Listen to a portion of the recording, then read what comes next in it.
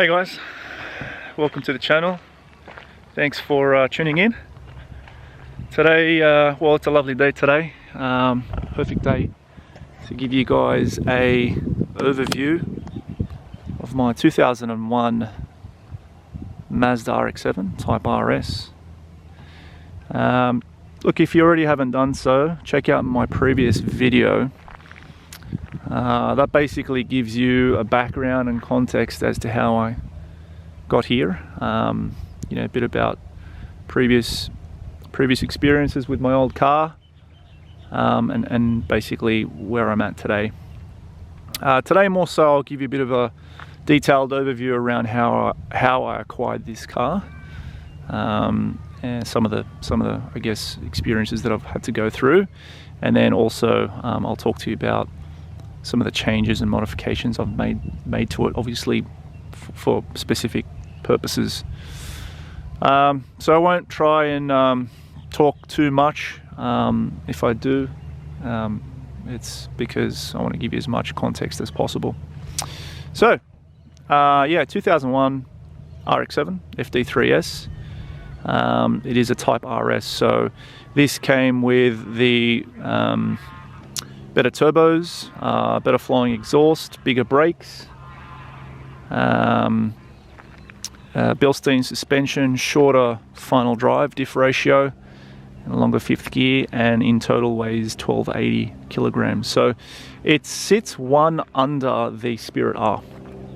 Let's say that the Spirit R is the pinnacle, this just sits underneath that. So I specifically was after a Type RS for those reasons. So yeah, how this car came into my possession. In short, I was in the market for about 6 months. I was looking locally, so local being Sydney, Australia. And I very quickly realised that it was quite hard to find a clean, unmolested, non-dodgy FD for the right price. I think at the time the market was rising. You know, the inflation on these cars was going through the roof, and people were just being unreasonable with regards to asking prices.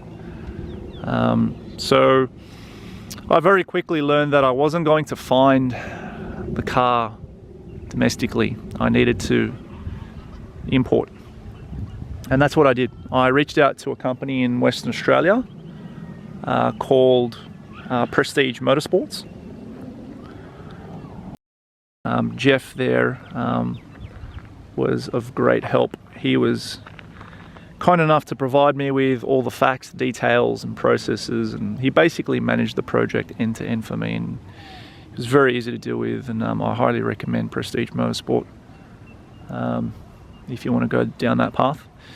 But in short, he had contacts on the ground, and when I found something, like he'd send me weekly, daily alerts for the cars that were coming to auction at the USS auction houses all over Japan.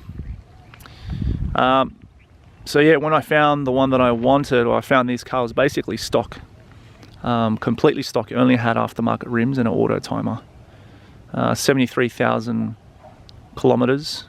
It was a grade 4.5B, which is pretty good. It came with full service history, so I have all the paperwork, which is another bonus. And it was purchased directly off the owner, so the owner drove it there, basically sold it, and I was the buyer.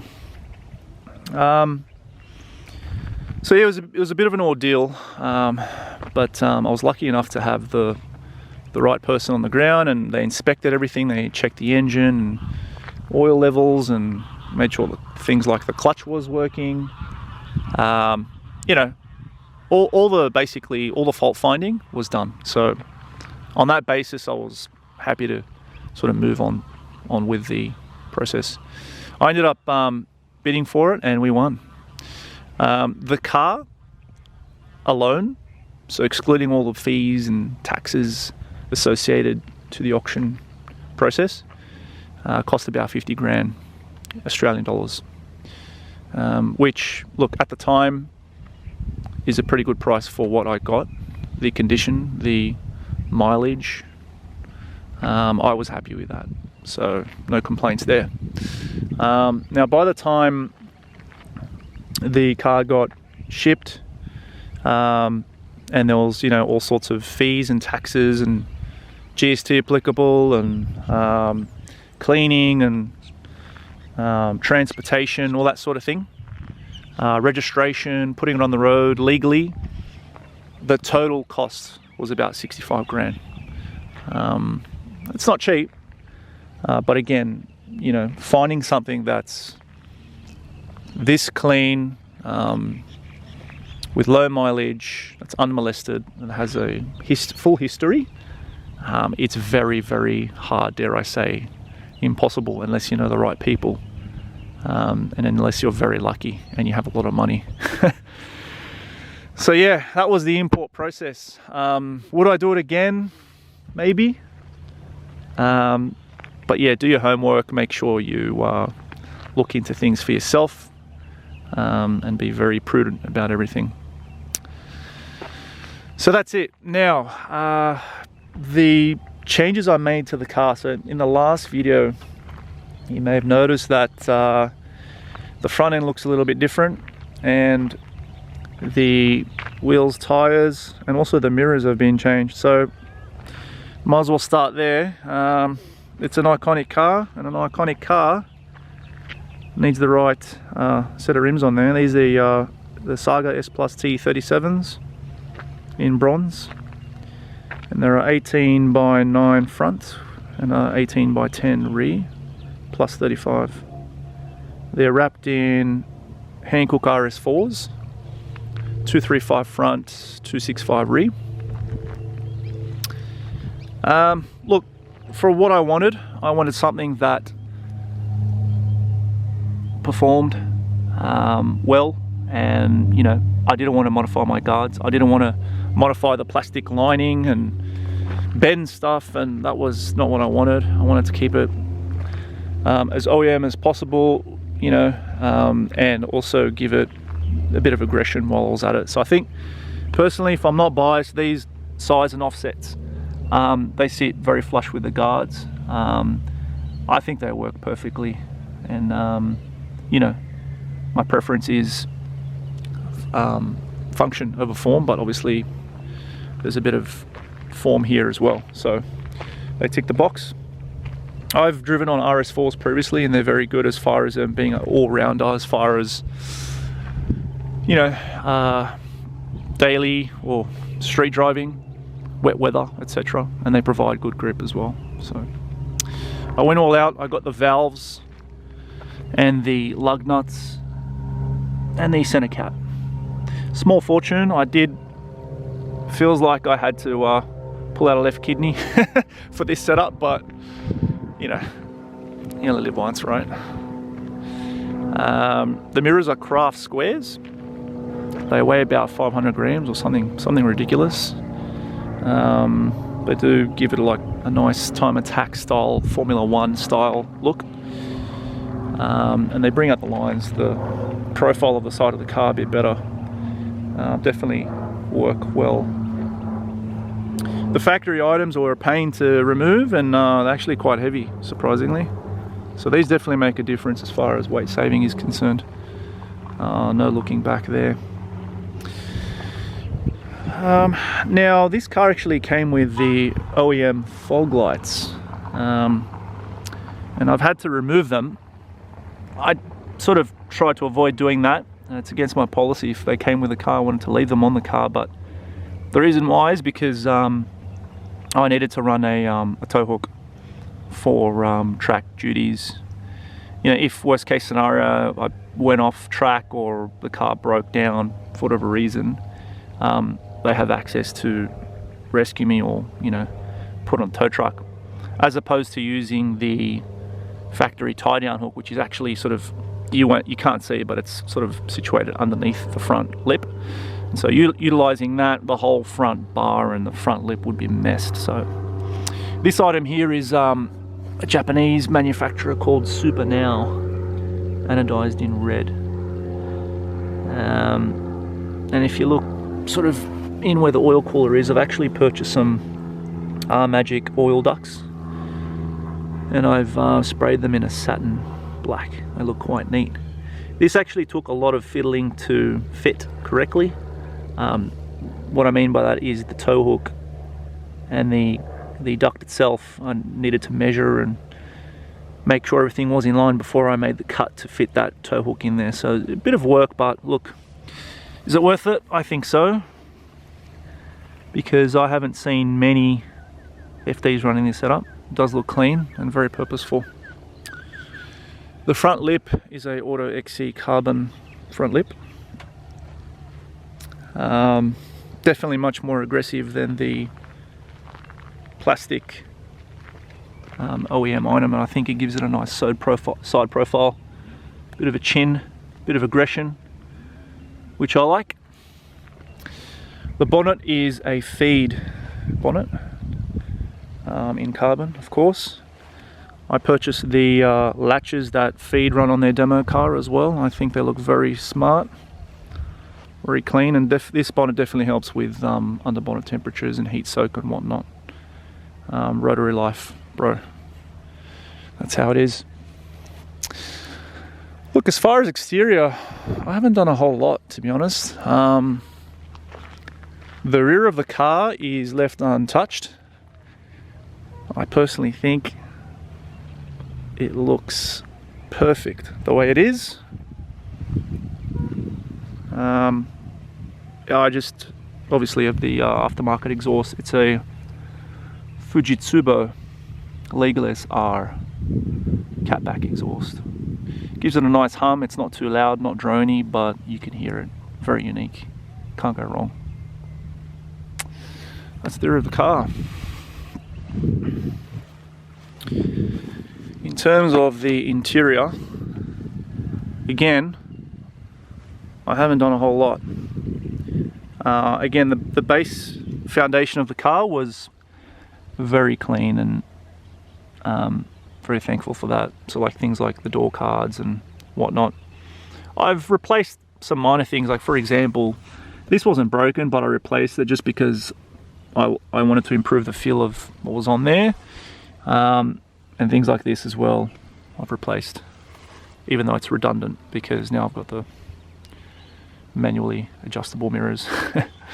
But yeah, aftermarket steering wheel. This is a Nardi 350 deep corn, much needed for driving when you heel toe. You don't want your knees to hit the steering wheel. This sort of pushes the steering wheel back towards you.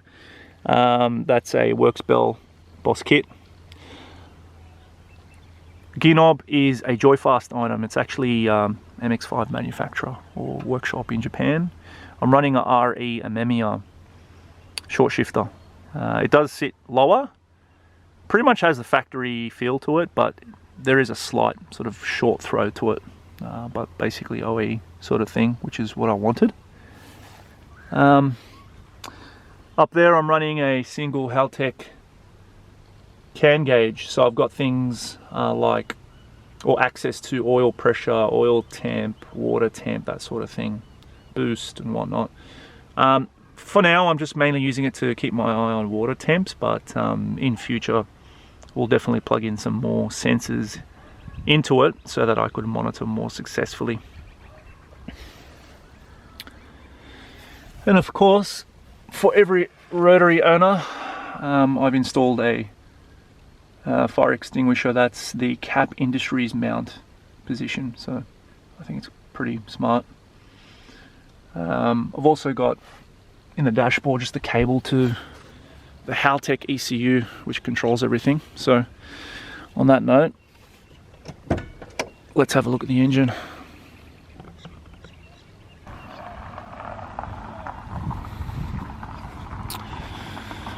So again, not too many changes here. I've basically changed the intake. This is a Auto XC carbon intake. Runs a pod style air filter in there. And this is a PWR U-type factory style intercooler. Obviously it's got the thicker core as compared to the OE type. The ducting obviously came with the cooler, but that ducting actually feeds underneath the front bar and, you know, sucks in nice cold air. So it's very purposeful, very clean, very OEM plus, again, which is what I was after. The car is running a Haltech ECU Elite 2500, and I basically had the whole engine just compression tested and checked over, done it once over at a reputable workshop in Sydney, and we had a dyno tested and whatnot. I'm actually running a bit of a boost up. It's running 12 psi, and it made a healthy but mild 187 kilowatt at the wheels, which again, it's pretty much in line with factory power. But for what it is, it's good fun. The braking. Given the RS came with the larger 314mm rotors, all I've done is added aftermarket pads, the Auto XC Club Racer. They run up to 800 degrees Celsius, so they're definitely up to the job, and they stop the car real well. I was quite impressed with them. I've sprayed these, had these professionally coated, sprayed black, simple but effective. I'm running braided lines, Auto XC braided lines, again for that consistency when I'm repeatedly giving the car a hard time. I don't lose that feel. I've got the Cusco brake booster brace. I don't know if you could see that there, just tucked there. Again, I just want maximum feedback and feel from the braking of the car. As I mentioned, it stops very well. In terms of suspension, I'm running the Shockworks coilovers. See the top there. Shockworks is an Australian manufacturer. They have a lot to do with a lot of original equipment manufacturers like BMW and whatnot. They do a lot of testing, but they're also associated with things like Time Attack and circuit racing. So I've had Japanese coilovers in the past, and I found them to be too stiff for Australian roads. So I think these are a good compromise between performance and comfort. I've got 10 kilograms front and rear, and I've set them to a medium, just above medium setting. And honestly, I think, yeah, one of the best, if not the best coilovers I've sort of had as far as driving feel is concerned. They're not too stiff. They absorb well, but they're forgiving as well. Look, I think that's pretty much it.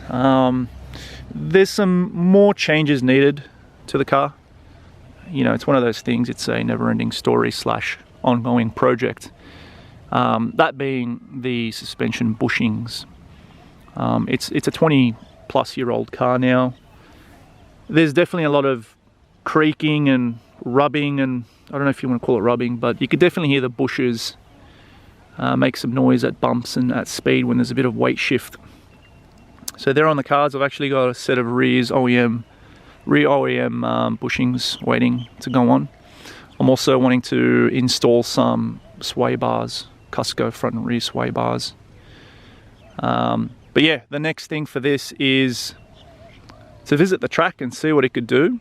Again, this is a very base level, very entry level sort of setup that I guess I needed to do before I go to the track. Now, in saying that, the cooling system, the factory radiator, I haven't touched that, so it will really be a shakedown test of what the car has in it. In terms of ownership, servicing, I've never owned a rotary before in my life. This is the first time, and to be honest with you, contrary to popular belief, it's performed just as good as, if not better than, my previous cars, which included the MX-5 and an S15 Silvia. So yeah, look, there's a lot of myths and negativity around rotors and whatnot, but so long as with me, I've been servicing this religiously every 3,000 kilometers. I've had no issues. It is a weekend car. I don't daily the car. I don't think many enthusiasts would daily their car if it's modified to such extremes, but yeah, that's the car. So the next step, hopefully we go to the track. So yeah, if you've again, if you haven't checked out the previous video, please do that. If you like content like this, give us a like and subscribe for more content. Until then, I'll see you next time.